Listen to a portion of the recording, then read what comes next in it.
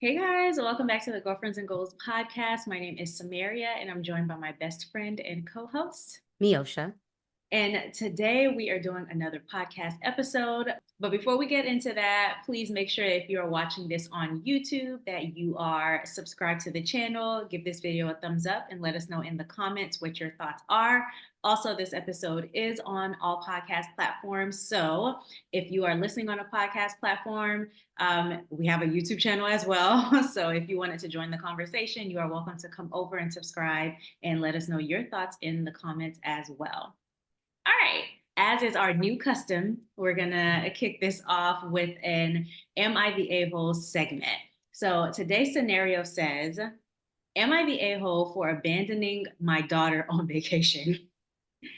My wife and I have always dreamed of celebrating our 40th anniversary with a luxurious vacation, just the two of us reliving the romance of our early years. We had it all planned out for years now, and we're excited beyond words. Enter our adult daughter, Jane. Jane and her husband got wind of our plans and promptly invited themselves and their two children, 9 and 5. I originally put my foot down and told them this trip was just for us, which upset her some. But my wife has a hard time saying no to Jane, as she is the youngest of our children and our only daughter. And she didn't want to hurt her feelings, so she reluctantly agreed to let them join. I wasn't thrilled about it at the time, but I wanted to make my family happy. And I knew my wife was also okay with the idea of a family trip. Even if she was heartbroken, we wouldn't get our romantic trip. We went along with it. The place we were originally going was not child friendly, so we changed course and decided on an all inclusive, family friendly resort. We paid for the resort and our grandchildren's plane tickets. Jane and her husband only had to pay for their own airfare. Here's where things get complicated. This is where things get complicated, sir. Okay, as the vacation got closer, I started having a change of heart. I realized that our 40th anniversary was a once in a lifetime milestone, and I wanted to honor it in a way that was true to our original plans. My wife and I might not be able to afford a trip like this again for quite some time, and it's something we always wanted to do. So, without consulting anyone, I switched our tickets last minute to go to the romantic destination that my wife and I had originally planned. I did not tell Jane or her husband. I didn't even tell my wife until the day before our flight left, which was the day before Jane's flight left for their vacation. It wasn't an easy decision, and I feel guilty about it, but I wanted our 40th anniversary to be the special, intimate celebration we had always hoped for. We called Jane after we landed to tell her, and she was extremely upset to say the least. She seemed of the idea that we were going to look after our grandkids so she and her husband could have alone time. And now that I abandoned her, they would have to do it all themselves. I hung up on them when my son in law started shouting, and my wife and I enjoyed the rest of our trip. They came back the same day we did, but have not answered any of our texts, and Jane seems to be ignoring me. My wife told me she vastly preferred our trip to the family trip we would have taken, but still doesn't like how Jane is mad at us and wants me to apologize. I'm not sure I want to after learning Jane and her husband were using us for free babysitting and a free trip, but I feel like I should just to keep the peace. Am I the a-hole for changing our trip destination last minute and leaving Jane and her family to fend for themselves? That was a little lengthy, but child. Where do we begin? Okay. Are Oh. you the a-hole? I'm going to say no, but yes. Ooh, Mm, no, but yes. Okay. You have wait, to convince me, Miosha, because I don't okay. know about that, but All right. Yeah, curveball. You think you know me so well. But I'm going to okay. say no, you aren't the a-hole, but I think how you handled it, you are a bit. And Hmm. so I think it's definitely odd that your daughter would want to come on your 40th wedding anniversary trip. I If things were a perfect scenario, you and your wife would have just said no initially and stuck to that so that it wasn't all this back and forth. Kudos to you for offering to switch your resort. Because I would never. Crazy. As well as pay for the plane tickets of the grandkids and their resort stay. So for a full family vacation, they only had to pay for their airfare. Okay, granddaddish money. But I do think that it would have been better if you were going to call and let them know to probably tell them beforehand. I don't understand why you would call when you got there. Either tell them beforehand or don't say anything at all, in my mind. I could understand not wanting to go back and forth and explain yourself, so maybe it's a text message or an email, but since you were going to land and tell them, I don't understand why you just didn't do it beforehand, because it seemed that that may have caused more drama than necessary. They were already gonna be salty because they were using you for free childcare. And a free trip But for yeah, the and a free trip, but I don't understand why y'all called once y'all landed in your destination. So I think the reason they called once they landed was actually there were two reasons, in my opinion. Okay.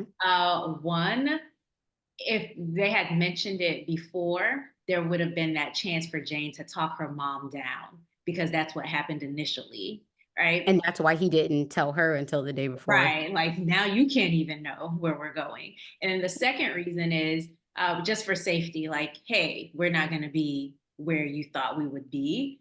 So Mhm. don't be worried about us. We're safe. We just decided to switch our plans. And they're grown. Mhm. They can do that. They've been married 40 Yeah. years. Yeah, yeah, I guess in a perfect situation, he would have been able to just tell them beforehand and the pressure wouldn't have been there, but you're right. The mom may not have stuck to her guns if she had too much notice. Because she's already the weakest link. Ask him to Ooh. apologize for them I going. know. Yeah, I don't think you were the a-hole in the sense of changing it and sticking to your original plans. Yeah. If it were me, I probably would have sent a text um, right before. I Mm. don't know if I would have waited until they landed Okay. for So them like the to day find out. before. Yeah. Yeah, the day before. I'm not going to give you 2 weeks because I don't want any drama leading up to my trip. Mhm. But if I was going to let you know at some point, it probably would be before you get on the airplane to get there. You remember that Am I the A-hole scenario that we did where the guy was supposed to dress up as an Encanto Oh character yeah, but the wife for got his meet? sick. Yeah. Mm-hmm. But he didn't say anything. He just cut his phone off. No, he sent a text message and then Oh cut yeah. his phone off. Yeah. And so they wouldn't be able to reach him. I feel like that's what this dad should have done. Maybe the night before, if we have to give advance notice, but text them the day before and then mute them, block all their As calls. as far as you apologizing, I would say no. I Hmm. don't necessarily think that you need to. If you want to move forward so that there isn't any bad blood as far as the relationship you may have with your grandkids. I mean, if you feel like you want to do it, but I don't necessarily think that you need to, because I think Yeah. her asking to go was already Wrong. crazy. You And paying for the right. trip. They still got a free trip. So I don't understand what they're salty about. You got a What they're free family salty vacation. about is I the mean, I fact know. that they had envisioned their trip being a certain way with help with their kids, and at 9 and 5, I believe, were the kids' ages. Yeah, that's still pretty hands-on. So I think for them, they're thinking, "Oh, I was going on a vacation versus I'm taking a trip with my kids." Yeah, that's what your parents thought too, Jane. They were going on a Yeah, vacation as opposed to being babysitters. So I don't feel bad for right. her. I think she's the a-hole. And she needs to learn how to read the room. Like being married 40 years is, and hopefully 40 healthy years, Mhm. relationship wise, is a major accomplishment. Like to even make it to that stage where you're both in decent enough health to travel, I think she sounds very inconsiderate and selfish. And I think a follow-up to avoid future drama is maybe having a conversation with your wife about future boundaries, about celebrations. I mean, what does it look like at 45 or 50 years of being married? And if you decide to celebrate again. So, because I think that's the root of all of this. Had the wife not been able to be pressured initially, a Yeah. lot of this wouldn't have happened. But I would say I don't necessarily think an apology Is is necessary, especially Because you said the son-in-law was yelling and screaming in the The audacity, background. sir, The sir, disrespect. you're not paying for your family to go on a family vacation. I'm paying for it, and you have the nerve. And to even switch it from a adult only to a family inclusive resort. Yeah, no. Absolutely not. Yeah. Yeah. But yeah, y'all let us know what y'all think about it. If you're on YouTube, let us know what you think in the comments. I feel I like don't think I was successful at convincing Samaria. I just oh, no. think a text could have been sent the day before and then and that's it. It's on you if you still want to go. Okay, fair. All right, so we will go ahead and jump into today's episode.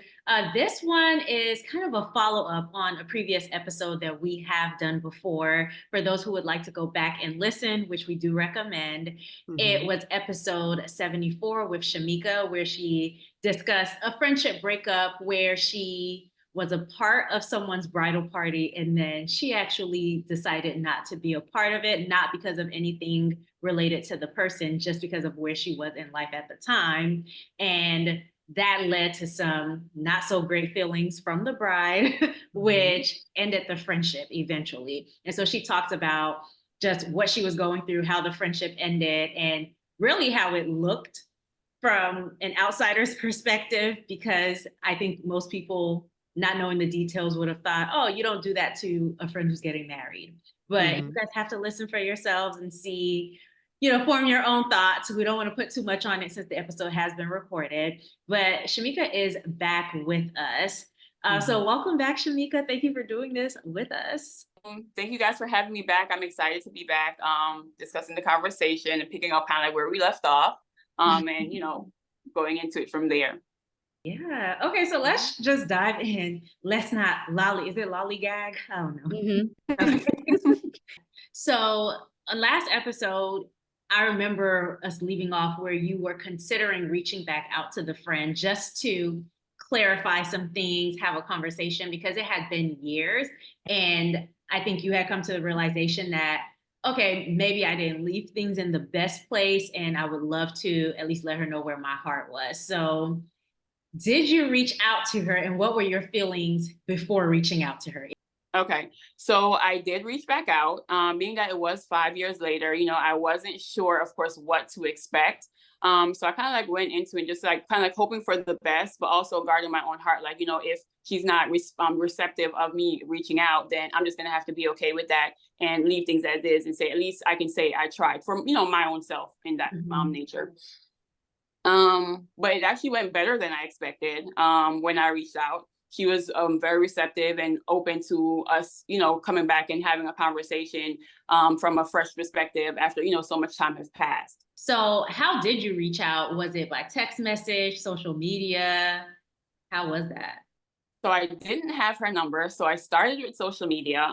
First it was her Instagram, but she wasn't really active. So the message was left sitting for some time. So of course that, created some anticipation, like, oh my God, what if she saw it? And just like, yeah, I'm straight on it and no response. So, I was feeling some type of way. I'm just like, okay, she's not active on here. So then I tried Facebook, which I'm not usually active on. So I went over to Facebook, reached out there, and she was more active there. So I did get a response. She gave me her number, and then, we started texting for a little bit, and then we hopped on a call. Can you share, I guess, what was pushing you to reach out to her? Like, what were your thoughts around the reasoning? Was it just to have another conversation? Was it in hopes of being her friend again? Was there a pull or yearning for her to have you back closer, or for her to be closer to you again? What was driving you to want to reach out, I guess?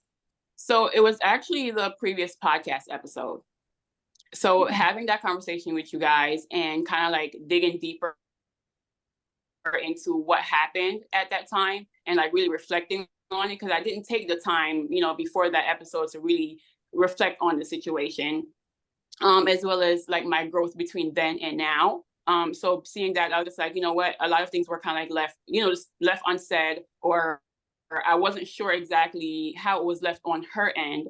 So I was just like, yeah, I'm going to take this opportunity to reach out since I've gotten to, think a really deeper. So that was my initial purpose for reaching out. And I will say I was a bit hopeful for what could potentially come out of us reaching out. So I'll kind of like save a little bit more for, the conversation that we had in regards to like how that happened, what happened after the fact, and where, what kind of like where my hopes were and what kind of happened inside of that conversation. So that's what prompted me to reaching out. Okay. Not us having an influence on on her reaching out. No, but was your intention to apologize, or was it just, well, let's see where this takes me after the reflection? It was more so being clear on both sides, because I wasn't 100% sure, certain on like how she was feeling after the fact. So wanting to be clear that, my decision was definitely not in malicious intent, because reflecting on it, I'm just like, from the outside looking in, it looked some type of way to some people. So I wanted to make sure that she was, kind of like clear on it, because I realized I was not effectively communicating that when it transpired, where I thought I was effectively communicating that. And when we had the conversation after the wedding, I believe I mentioned that as well in the last episode, and I was still sharing why I made the decision. And then when she had the opportunity to speak, I realized that I should have been defending myself in that conversation. So I didn't defend myself. And so feeling like I needed to defend myself then, and not getting the opportunity to defend myself. So I guess I was kind of like wanting that opportunity this go around. What did you say when you reached out? Because, you said that she gave you her number, and then on the phone, you were able to tell her more of why you were reaching out. So what did the message say? Like, what do you say to someone who you haven't talked to in 5 years? And the last conversation you had was, girl, you were in my wedding and you missed my wedding. Like, what do you say? I don't remember word for word what I said. I remember it was kind of a bit lengthy, and I'm pretty sure I started off with, like, hey, hope all is well. And knowing me, I said, I wanted the opportunity to kind of like sit down and talk. And then I always leave space for, if you're not open to it, I can respect that. And if you don't respond, you have permission to basically not respond. Like, you're not obligated to respond to me. So those obviously aren't the exact words, but kind of like the energy that I put out into the message. Like, hey, I'd love to chat. But if you're not open to it, I can respect that as well. Just reaching out. And I think I mentioned as well, I just did a podcast episode with, Samaria. And I, in case you see that as well, I wanted to be able to at least you hear it from me before just like, being on the internet one day and seeing a podcast episode talking about the dynamics of our, previous relationship. So that was kind of the gist of the message. Okay. Yeah, I was wondering if she had heard or saw the episode, if you sent it to her or someone else did, and if she had a reaction to it herself. I don't know if that goes along with y'all's meeting or not, but. So it does. When we were texting, because I did mention the podcast episode. So when we started texting, I sent her the episode, like, hey, here's the episode. So she got to see it before. She did also agree to meet with me, and we talked. So she got to see the episode before. I don't know her reaction because obviously she didn't watch it with me. But we did touch on it a little bit in our conversation when we met. So fast forward a little bit. After the texting conversation, we agreed to meet up at a local park. I brought my son, she brought her dog, so it was really just kind of like two friends kind of just meeting up for a conversation, like literally what it was. And so, yeah, we met at the park, hugged and sat down and we talked for a good minute. We even walked around the park for some time. But I do think it's cool that she got to watch or listen to the episode prior to your meeting, because maybe, hopefully, that disarmed her a little bit, where she could hear your heart on the matter. Maybe there were some things that in your conversation, because it was a high pressure situation, you would have forgotten to say. But because you were on the podcast with us and we were asking specific questions, you had addressed. So hopefully that softened her even more to the conversation. Obviously, she was a little bit softened already to agree to respond to you, for starters, but then to agree to give you her number and meet up with you. So I think that's a really good, progress of events. Yeah. Yeah. It was, because the phone call that we had immediately after like the text conversation, like I said, it was way better than I expected. It was like oh my, like not like oh my gosh, I miss talking to you, but it was kind of like I did value the friendship, you know, on both ends. We did value each other as friends, and the conversation was reflective of such. And you know, kind of like, yeah, you know, we've been needing to have like a conversation because things were kind of like still left, you know, from that last, you know, conversation that we had. It wasn't like okay, well, this is going to be our last conversation. It was just like a conversation, and then everything was just left unsaid after the fact. Yeah. So the phone call was, you know, really heartfelt. Like, you know, there's no hard feelings. So I didn't get any vibe like she felt any type of way, even after, you know, these 5 years. So I was even more optimistic going into meeting her and having a conversation in total. Yeah, and I can imagine like you guys are grown women now. I mean, I guess you guys were grown when she was getting married, but you know, early 20s, is that really grown? Debatable, right? So yeah, I think that also plays a role in maybe how effective things went. And you've had time to reflect because after this all happened, it was pretty soon after the wedding. Emotions, I'd imagine, were still high. And so you've had 5 years to be distracted with life, as well as the conversation you've had with us to think about just how everything went down. And I think it's also a testament to, one, your growth in womanhood, but also any other situation where sometimes you just need to kind of step away from it to see and feel everything that you need to and then get back to it. I think often, at least I know sometimes I can be this way where I may like be quick to want to resolve it, make it right. But I just haven't had the time necessary maybe to see and feel all of what I need to. And not every situation takes 5 years, but sometimes it does. Yeah, and you know, when you're rushing to resolve things, sometimes you dismiss your own feelings. Like I can think of a situation in the not so long ago past Mhm. where I just wanted to resolve it. And because of scheduling, the person and I could not. And during that time where we just couldn't get on the same schedule, a lot of things just kept coming up. And I just remember feeling grateful that we hadn't had the conversation, because had we had it prematurely, I would have gone in like, oh, well, let's figure a way forward, when I hadn't even thought through, do I want a way forward with this person? Like, do I even want to pursue this anymore? Or is this where this ends? Yeah, you may need time to feel more things because you may Mhm. jump into something and agree to be like, okay, it's fine. And then you look like a flip flopper. Like, well, you said you were fine. Okay, and I wasn't. Now what?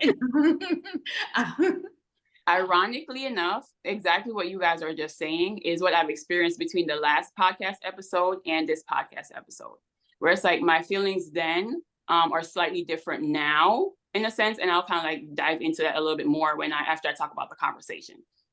And it's from a spiritual aspect. So the phone call that we had was also reflective of that. Like you were saying, you know, we've both grown and we're both, you know, connected with God. We both have a relationship with God. And that was again reflective in the phone call conversation that we had, that we both grown, we both understand that sometimes things happen and we may not understand it, but God is still working for us. You know, and God is not one-sided. So just as much as he was working for me, he was working for her. Yeah.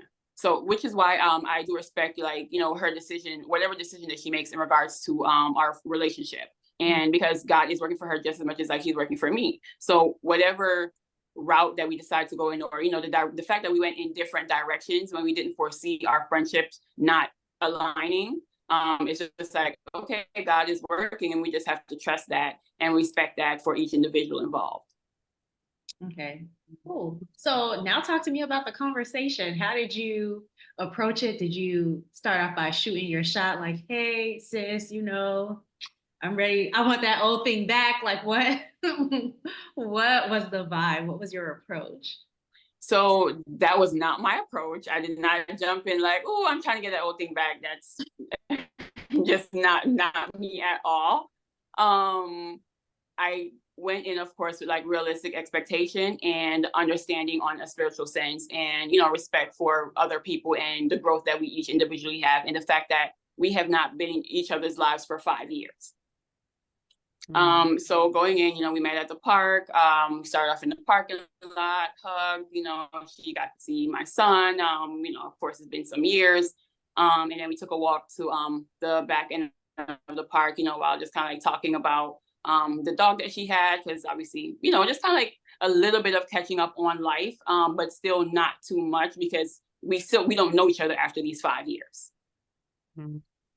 Wow. So then we sat down and I want to say after kind of like the little bit of catching up, we did actually a lot of catching up, more than I would expected. We talk about like life stuff and some of the spiritual things that we've like experienced, and things of the world. So a lot of the things that we experience in womanhood, right?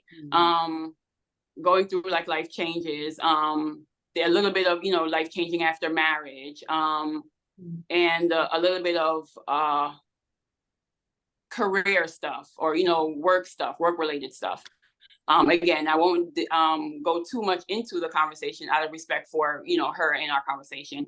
And so we did a good bit of catching up, shared a little bit, learned from each other a little bit in the conversation. We touched a little bit also on the whole wedding situation. And I did, I guess, eventually kind of like shoot my shot, if you will. But more so just, being real with the question, like, so do you see us kind of like having a friendship after the fact? Is there an opportunity for that? And she respectfully said no. Like, I'm paraphrasing. Yeah, of course, because it was a little bit more in depth in the conversation, and it was a little bit more in depth of a response, and talking about where she was on a spiritual note, and where she was in her life, and that it's not the best for her. So I want to believe that there's still like a small little window open for if God was to say, hey, now it's time for you guys' life to kind of like align with whether it be career, business, or whatever the fact. I like to always leave a little bit of small hope because you never know. So yeah, that was kind of like the gist of the conversation. It was still good. We left with a hug, and bidding each other well. And that was that. Wow. I guess leaving that conversation, how did you feel emotionally? Because going in, there was a little bit of hope of, okay, this could be a possibility. The text exchange went good, phone call went good. She agreed to meet. What were your feelings after she respectfully said, hey, I'm good?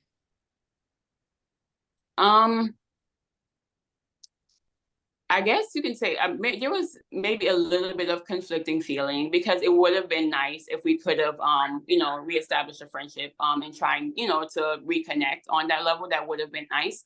But like I said, I have also grown spiritually to where I understand exactly what she said when she said, on a spiritual note, with where I'm at, I don't think it's best for me to do so. So I wholeheartedly respected her response. So it wasn't too much of like, oh man, it was like, okay, that it kind of sucks a little bit, but I get it. Okay. Fair. So you mentioned a few minutes ago, actually, that there have been some changes in how you felt then versus how you feel now. Can you speak about those changes? Because I am very curious. Of course I can. So it wasn't, I wouldn't say necessarily even not just changes, but an evolution in like my thought process towards it, and still on a spiritual note. So what I've come to realize now, this now is kind of like outside of that one specific situation with me not showing up to her wedding, and it resulting to our friendship ending, and me reflecting on my life in total and losing friendships that I value. She is one of like 3 friendships that I lost in a way that didn't make sense to me, that I truly valued. And with talking with God and trying to understand, like, well, why? These women are good women. They are also have a relationship with you. Like, why could we not maintain relationship? Like, what was it that you didn't see we needed? What was it? I was asking God, what did he see in these relationships that I'm not understanding why they had to be separate from me? And what he revealed to me is that my old self did not see my own value. And as a result, I was attracting people into my life that also did not see my value, or they saw the value that I saw in my old self. And God needed me to be separate from them so that I can see my true value in self.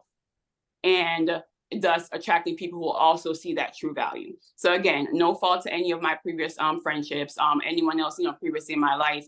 It was God needing me to be by myself for some time to realize that, the same value that you hold these women, the same way you see value in them, I need you to see that in yourself.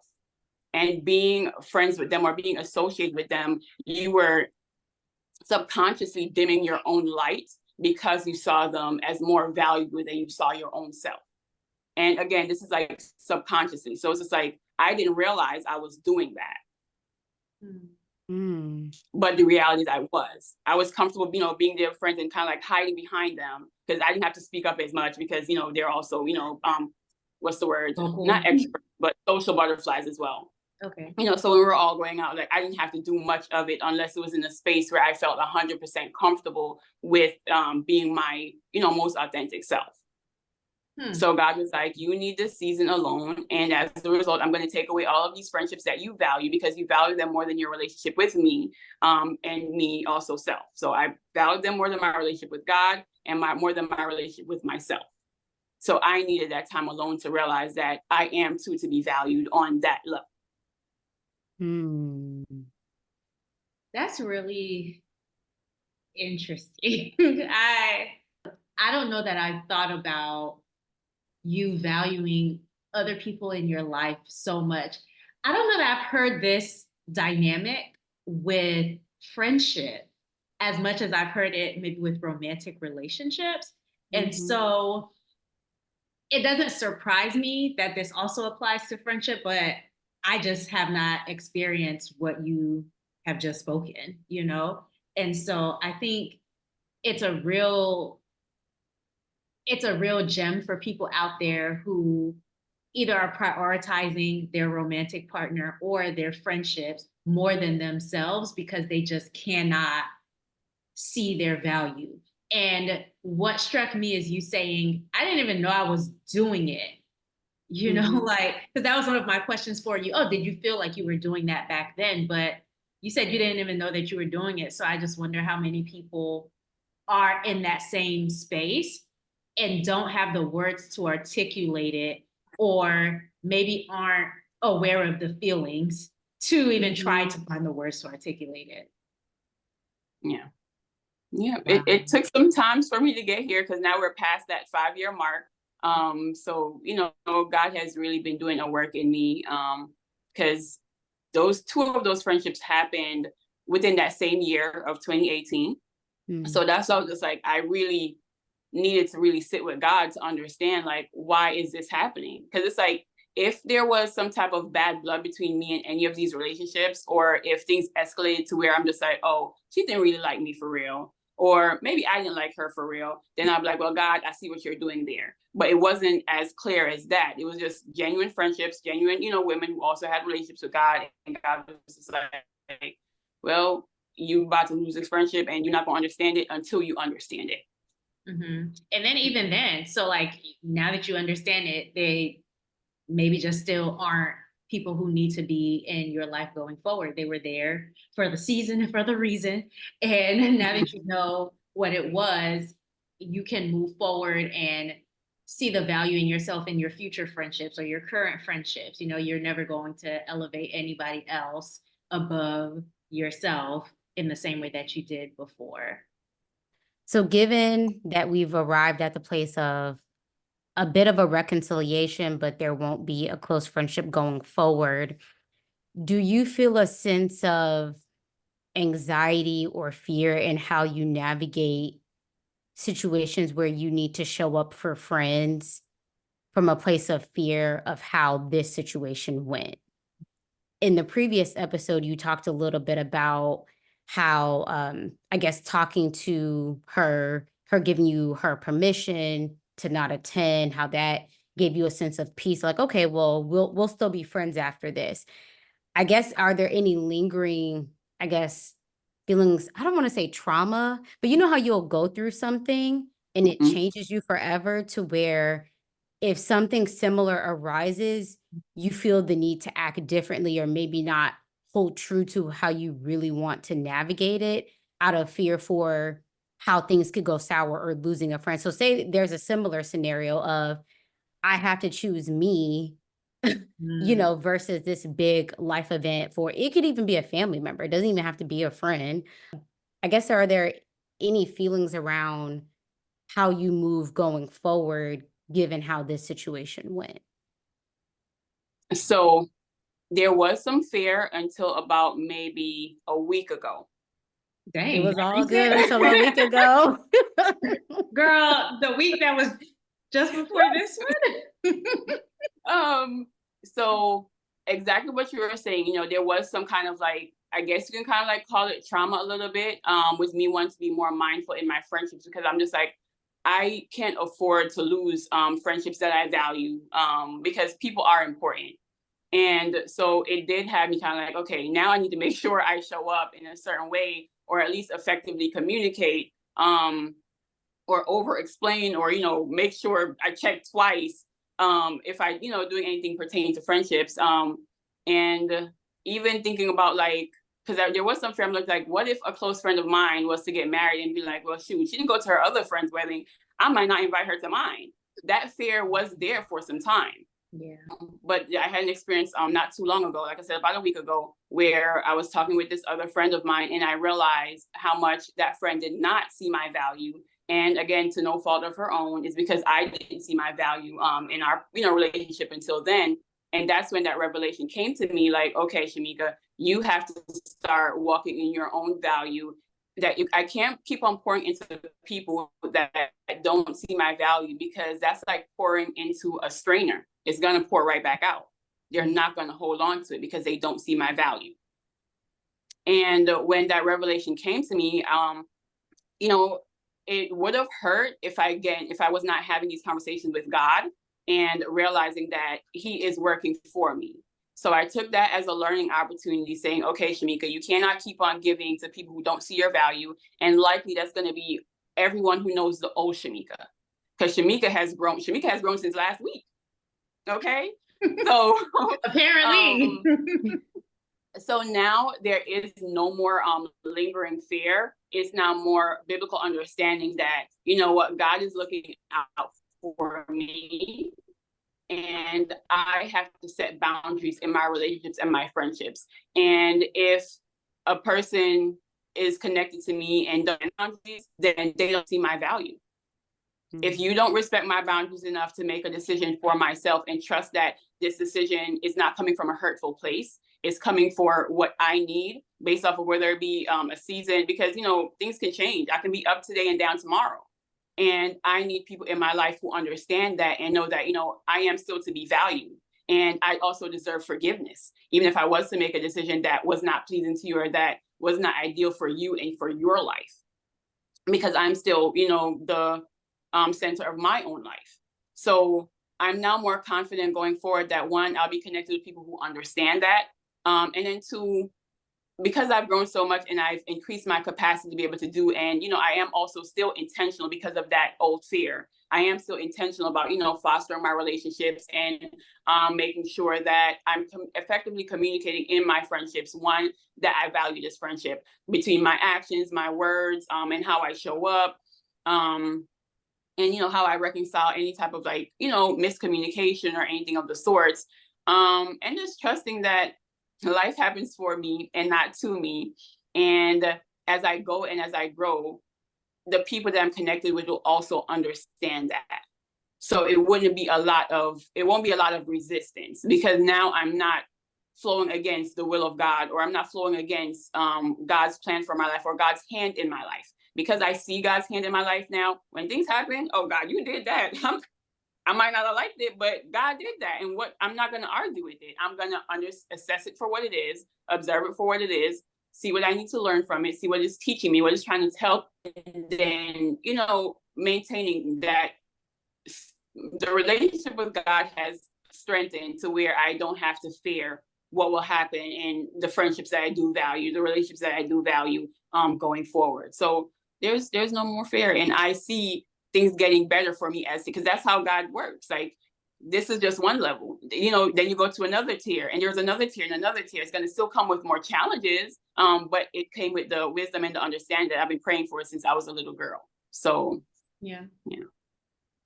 I do want to just quickly say, because you were talking about a friend that you talked to about a week ago, like there are people who maybe still in your life who will see the old you and operate as if you have not changed. I was talking to someone recently, and it might have been Miosha actually, because who do I talk to? The same people over and over. But I think I was saying, oh, if you knew me before maybe 26, you probably don't know who I am now, because there's just been so much growth. Like, I'm still the same person for you guys who've known me over 15 years, but there's just been so much growth in the last however many years that if you were close to me then, but you haven't been a part of my life for the journey, since then, you're out of touch. You don't even know how I've evolved. So it's like, as you are becoming, to use Michelle Obama's word, as you are becoming, it's almost like you need people who are evolving as well, or at the very least are willing to see how you're evolving so that they can address you as your evolved self and not as your old self. Which is why I said, like, those who get it, like, get it. Because, you and I, you have seen me, Samaria, through these changes. And I, in my conversation with God, I'm just like, okay, why is, Samaria still here? Because he could have taken the opportunity for our friendship to go in different directions. And, so we're kind of like assessing them. And I was like, okay, because even though we were traveling completely different paths in the beginning, because our lives are like polar opposites, especially like my younger self. And just like, if somebody would have asked me, I would have thought that, like, God should have been separated, my life from yours, because I would have think that I wouldn't have been a good influence for you, because our life were like, polar opposites. And so I was assessing with God, like, okay, so, why didn't you do that between us? And of course, me saying that would have come from like just the natural eye and not the spiritual eye. And one thing that do aligns us is that we both had the desire to learn God. And that just came on different paths. But we were still going after the same thing. And we just took different, we took different roads. I took a left turn, a wrong left turn, and it was rocky and rough. So, God looked to me that we were both growing at the end of the day. Like you said, we were both evolving. Not saying that others aren't, because, this is kind of like not fair to them, but I will say, I guess the timeline is more fitting, as far as like we had the same level of understanding throughout the years. And and I think we also both saw that, because you could have chosen to be like, nah, Shamika out here wilding, I don't even need to speak to her on no occasions, because again, just speaking from the natural eye, if I'm being honest. But I guess on the spiritual sense, you saw me on that spiritual, you saw me in spirit, if you will, instead of just from the natural eye. And because of that, we were able to maintain a friendship, still respecting each other's boundaries, and still knowing that, because you prayed for me more than, well, not everybody's going to say it, but, you've shared that you've prayed for me, in certain ways. And that has helped me, throughout my years as well. Other people aren't at that spiritual place in their life and not able to see God's hand in someone's life, then they won't be able to see their true value. Because if they're thinking that I'm operating out of ego, then, and if you're thinking that, my random place, then you won't be able to see my value. But you understood that a lot of when we had our conversations, you knew that it was coming from a biblical place. So you knew that was enough for us to maintain a friendship, because at least our relationship was not rooted in just me and my worldly experiences. It was still rooted in the biblical essence of, what God was teaching us as, young women to now adult women, still navigating, life and all that good stuff. If that explains it well, that's how I'm processing it. Yeah. I also feel like, and I'll end with this, I just feel like we're meant to be also, like, So I feel very strongly about all of my friendships and people who watch our podcast channel or listen to the podcast on platforms, because we are on both YouTube and podcast platforms. Shameless plug. But anyway, like I don't know, I feel like my friends are my soulmates. And all those years ago when I met Shamika, and I just always thought you were an elite person, you know, like you just good person, genuine person. We've had moments where just tell it like it is. I'll never forget the first time I got some type of fake nails and I was struggling to get them off. And Shamika was like, well, I mean, maybe you're not going to remember this. But she said something like, okay, well, if you can't handle grown woman things, maybe you don't need to get grown woman things. And I was just like, excuse me, but we have a level of honesty, even from then till now. You know, she wouldn't say it in that way now because we're older, and she would probably be concerned about my feelings and all this stuff. But I think we're just meant to be, and all the things that you were saying that you maybe saw or didn't see in yourself, like to me, I just always thought you were a solid person, to be very honest. So I'm glad we are here. But yeah, so this is, I guess, the end of this episode. For those who haven't listened to episode 74, make sure you go ahead and listen to it, because I think even between then and now, you can see a lot of growth in Shamika's story. And I think it's been a great journey to be on with you, in life, of course, but just with this friendship and with that wedding and where you've arrived to right now. So yeah, make sure you guys give that a listen. If you are watching this on YouTube, please feel free to comment your thoughts. If you're listening on a podcast platform, just know that we also have a YouTube channel that you are welcome to join. It's probably one of our biggest communities, and it's very enjoyable because we get to like connect with the same people every time an episode comes out. Keep in mind, we also have AITA, Am I the A-hole reaction videos that come out weekly. So if you want to check those out, you are welcome to do so. And we will see you on the next episode. Bye. All right. Bye.